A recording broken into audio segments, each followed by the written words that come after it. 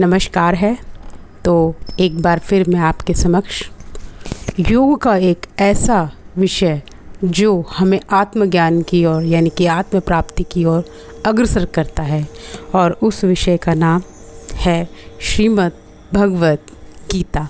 जी हाँ, श्रीमद् भगवत गीता जो भगवान श्री कृष्ण ने युद्ध के मैदान पे अपने सबसे प्रिय मित्र अर्जुन को कही, क्योंकि वो जो मित्र उनका है वो युद्ध के समय जब लड़ना है, लड़ने से कुछ क्षण ही पहले अपने ही रिश्तेदारों को देखकर, परिवारजनों को देखकर वो उस युद्ध को करना नहीं चाहता।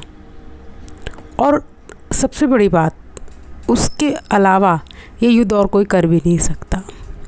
ऐसी बात नहीं थी कि भगवान श्री कृष्ण उस युद्ध को नहीं कर सकते, पर वो एक माध्यम के रूप में देख रहे थे। वो अर्जुन के अलावा और कोई नहीं हो सकता था।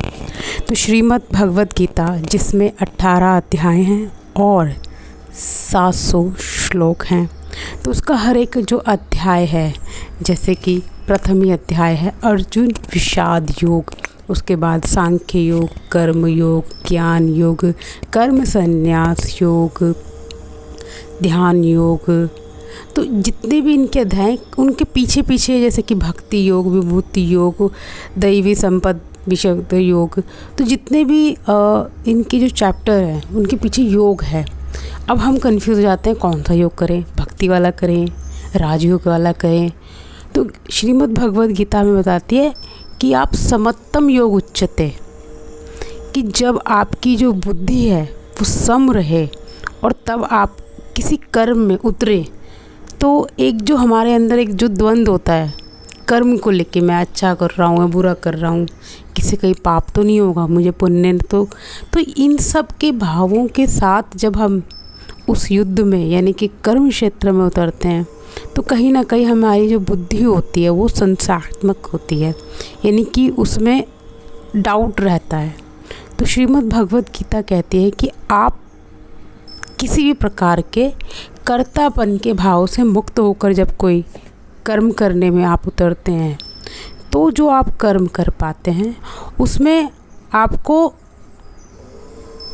जीत और हार नहीं चाहिए होती है, फिर वो एक कर्म होता है।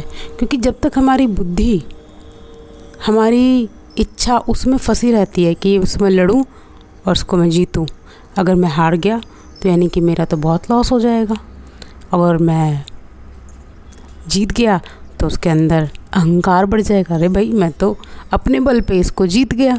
तो श्रीमद् भगवत गीता कहती है कि कर्म तो हमें करना ही है, जब तक जी रहे हैं तब तक हम कर्म करेंगे। और अब हम ना भी चाहें, जो शरीर है, जो रथ है, ये तो अपना कर्म करेगा ही। तो श्रीमद् भगवत गीता 700 श्लोकों के साथ 18 अध्याय, हर एक अध्याय अपने आप में खास और अपने आप में विशेष। जैसे कि हम एक सनातन धर्म से बिलोंग करते हैं, क्योंकि हम सभी भारतवासी हैं। यहाँ पे अपना कोई अलग अलग धर्म नहीं है, कोई क्रिश्चियन नहीं है, कोई मुसलमान नहीं है, कोई कुछ नहीं है। हम सब भाई बहन हैं और हम सब सनातन हैं। भारत में रह रहे हैं तो सब सनातन हैं। तो हमें अपने जो मूल ग्रंथ है श्रीमद् भगवत गीता, एटलीस्ट उसके बारे में तो नॉलेज होनी चाहिए, क्योंकि यही एक ऐसा ग्रंथ है या एक ऐसी विद्या है कि जिसको कहा जाता है ब्रह्म विद्यायान, यानी कि ब्रह्म को प्राप्त करने की जो विद्या है वो श्रीमद् भगवत गीता है। आप बहुत सारे वेद नहीं पढ़ सकते या बहुत सारे उपनिषद नहीं पढ़ सकते, जैसा कि बताया जाता है 108 उपनिषद है। तो अगर हम श्रीमद् भगवत गीता के मर्म को समझते हैं, उसके मर्म को जानते हैं और उसको जीवन में अप्लाई करते हैं, तो श्रीमद् भगवत गीता हमारे सारे रास्ते खोलती है।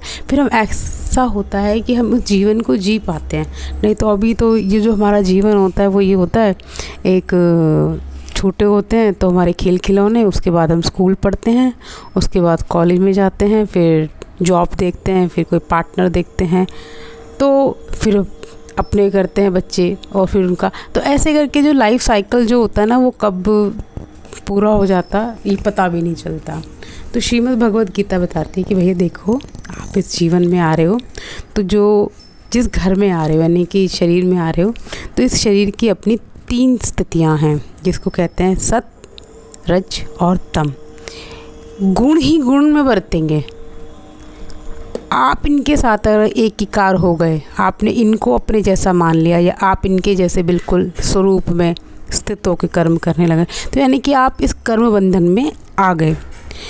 अब श्रीमद् भगवत गीता की सबसे बड़ी खूबी क्या है, इसमें 26 दैवी संपत्ति का जिक्र आता है। कौन सी संपत्ति, यानी कि अभयम सत्य संशुद्धिर ज्ञान योग व्यवस्थित ही दानम दमश्च यज्ञश्च स्वाध्याय तप आर्जवम अहिंसा सत्यमक्रोधस त्यागः शांति पैंशुनम दया भूतेषु लोलुप्तम मार्दवम हीर चापलम तेज क्षमा धृति शौचम नीतिमानितः भवन्ति संपददैवं अभिजातस्य भारत। अगर इन 26 दैवी संपत्तियों में से किसी एक संपत्ति यानी कि एक क्वालिटी को हम अपने जीवन में अप्लाई करते हैं तो हमारा जो जीवन है, जीवन में आने का जो उद्देश्य है वो पूरा होता। सिर्फ एक, क्योंकि एक से ही सब जुड़े हुए हैं। तो अर्जुन को भगवान श्री कृष्ण पहले उसकी मनोस्थिति को समझते हैं कि अर्जुन को विषाद किस कारण से हुआ, विषाद के दौरान कैसी फीलिंग आती है, शरीर में क्या स्थिति आती है, मन की क्या स्थिति होती है।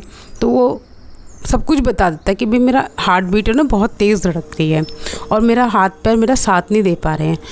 तो उसके बाद वो कहते हैं, वो यहाँ पे एक बहुत बड़ा प्लस पॉइंट क्या है, फिर वो उसको ना बार बार जिक्र नहीं करते। अच्छा तेरी तबीयत ठीक है, तो तेरी स्थिति ठीक है, वो कहते हैं ठीक है।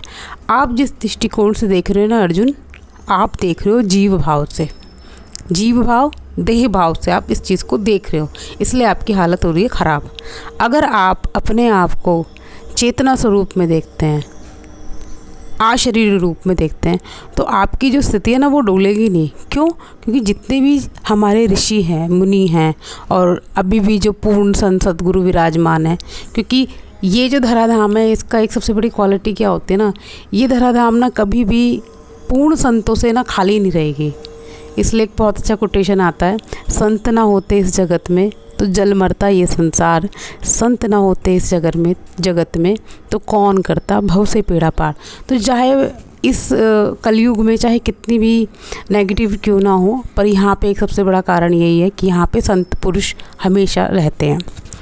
तो श्रीमद् भगवत गीता आप ज़रूर पढ़ें। अब यहाँ पे ये बात आती है कि कौन सी पढ़ें, तो जैसे कि मुझे जो पर्सनली बहुत अप्लाई हो पाती है वो है अड़घानंदा जी की श्रीमद् भगवत गीता। उसके बाद one of my favourite Shri Shivananda ji Swami ji, तो इनकी भी जो भगवत गीता है वो भी मुझे बहुत बहुत बहुत प्रिय है, क्योंकि इनके जो उसको कहने का जो तरीका है श्रीमद् भगवत गीता का वो बहुत ही ज़्यादा अद्भुत है। इसके बाद जो गीता मुझे पढ़ने का मन करता है वो ये है श्री श्री परमहंस योगानंदा जी। इनकी भी भगवत गीता बिल्कुल विस्तार स्वरूप में बताई गई है। तो अगर आप के पास अच्छा समय है और समय के साथ आपके अंदर चिंतन मनन करने की शक्ति है तो आप इनके 2 वॉल्यूम आते हैं, आप इनको पढ़ सकते हैं, मंगवा सकते हैं। और इसके अलावा भी एक बहुत ही छोटी और बहुत ही गूढ़ ये है विनोदा भावे की भगवत गीता, तो इसमें भी आप इसको पढ़ सकते हैं। ये एक ऐसी है कि आप कुछ नहीं पढ़ना चाहें तो आप इसको पढ़ सकते हैं। तो इस तरह से स्वामी राम इनकी भी जो भगवत गीता है वो भी बहुत, मतलब कि इतनी गीताएं अलग अलग क्यों, क्योंकि हर किसी ने ना इस संसार को अपने एक दृष्टिकोण से देखा है। बात एक ही है, कहीं पे भी श्लोक अंतर नहीं है, बस जो बोल रहा है उसने किसी चीज़ को किस दृष्टिकोण से देख रहा है तो उस हिसाब से, क्योंकि यहाँ पे बहुत सारी बुद्धियाँ हैं, तो किस बुद्धि में कौन सी बात ज़्यादा जल्दी जाके फिट होती है, तो इस हिसाब से अपनी भगवत गीता का आप चुनाव कीजिए समझने की दृष्टि से। बाकी आप जब मूल श्लोकों को, क्योंकि भगवत गीता को माँ भी कहा जाता है, तो आप भगवत गीता को अगर कुछ भी नहीं करना चाहते कि मुझे ये भी नहीं, तो आप उनके मूल श्लोकों को लीजिए। जैसे कि अध्याय 15 का है, ऊर्ध्वमूलम अधः शाखम अश्वत्थम प्राहुरव्ययम छंदांसि यस्य पर्णानि यस्तं वेद स वेदवित्। तो आप माँ भगवती से प्रार्थना करें कि हे माँ, मैं आपकी शरण में हूँ और मैं सच में आपके इस मर्म को जानना चाहता हूँ या जानना चाहती हूँ, आप प्लीज़ मेरी सहायता करें। तो आपकी का कुछ ना कुछ ऐसा बनेगा और आपको वो चीज़ें समझ भी आएंगी और आपको जीवन में वो है अप्लाई भी होंगी। तो आप जैसे कि हमारे एक डॉक्टर रंजन जी हैं, एस रंजन जी, तो वो हमेशा यही कहते हैं कि आप व्याख्यान में ना जाएं, उसका जो श्लोक है उसको आप पढ़ें और उस पर आप चिंतन मन करें, 5 मिनट मेडिटेशन के लिए दें, आपको क्लिक होगा, आपको समझ आएगी। क्योंकि हम जब उसी चेतना से जुड़ते हैं तो हमें चीज़ें आसानी से समझ आती हैं। अभी हम इतनी सारी, ठीक है, चिंतन मनन की दृष्टि से, स्वाध्याय की दृष्टि से सब सही है, पर जब आपको कुछ भी समझना है कि भाई मुझे अपने स्तर से समझना है, तो आप डायरेक्ट प्रार्थना से भी उस चीज़ को समझ सकते हैं। तो मुख्य उद्देश्य यही है कि हम अपने जीवन में आने का, यानी कि इस जीवन में आने का हम उद्देश्य समझें, जानें। और जैसे कि मैं इस दिल से स्वीकार करती हूँ, जैसे कि पेरेंट्स होते हैं तो हमारे लिए घर, मकान, जायदाद, बैंक बैलेंस सब छोड़ कर जाते हैं। तो हमारे ऋषि मुनि हैं, तो उन्होंने अपनी ये एक दौलत छोड़ी है अपने बच्चों के लिए कि जब भी मेरा बच्चा किसी भी कष्ट में हो तो वो इस दौलत को पढ़े, समझे, और उनका आशीर्वाद हमेशा हमारे साथ है। क्योंकि मैं फिज़िकली समझते हैं कि वो हमारे सर पे ऐसे हाथ रखें, हमें ऐसे ऐसे आशीर्वाद दें, तभी होता है, ऐसा नहीं है। अगर भगवत गीता जी आपके हाथ में है तो यानी कि उन्हीं का आशीर्वाद है। अगर आपका इसके प्रति रुझान है तो उनकी ब्लेसिंग आपके पास है। तो भगवत गीता पढ़ें, पढ़ाएं और वास्तव में अपने जीवन में अप्लाई करें। शुरुआती दौर में हो सकता है ये ना तो आपको समझ आएगी ना ही अप्लाई होगी, तो द्वंद्व आएगा। तो उस द्वंद्व से आपको डरना नहीं है, क्योंकि ऐसा मेरी लाइफ में भी हुआ था। आएंगे, ज़रूर आएंगे, बस आप उसको पढ़ते चलें। कोई बात नहीं, आज सफल नहीं हो रहे, कल भी नहीं हो रहे, क्योंकि सभी के जो कर्मास हैं, जो संचित कर्म हम लेकर आए हैं, वो सबके अलग हैं। मेरे में भी अच्छाइयाँ बुराइयाँ सब में हैं। तो हमें ये देखना है हमें अपने आप को कैसे उन्नति के मार्ग पर आगे लेके जाना है। क्योंकि ये जो जीवन, यानी कि जो भी मेरे को ये गाड़ी मिली है, वो 60-70 साल या हद मार के 100 साल और ज़्यादा ध्यान रख लूँगी तो 120 साल।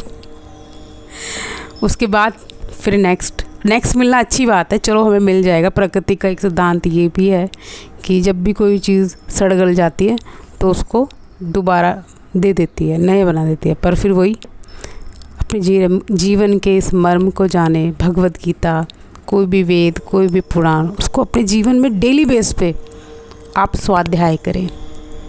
और स्वाध्याय के लिए बहुत सारे चैनल हैं और बहुत सारे योगी लोग जो होते हैं ना हमारी हेल्प के लिए हैं। कई फ्री में भी कोर्स करवाते हैं, कोई लेके भी करवाते हैं, उसका भी कॉस्ट बहुत कम रखते हैं। तो आप श्रीमद् भगवत गीता अपने जीवन में अप्लाई करें, पढ़ें, जानें और इसके रहस्य को समझें, ताकि हम अपने जीवन को आत्मोन्नति की तरफ लेके जा सकें। हरि ओम तत्सत, हरि ओम तत्सत, हरि ओम तत्सत।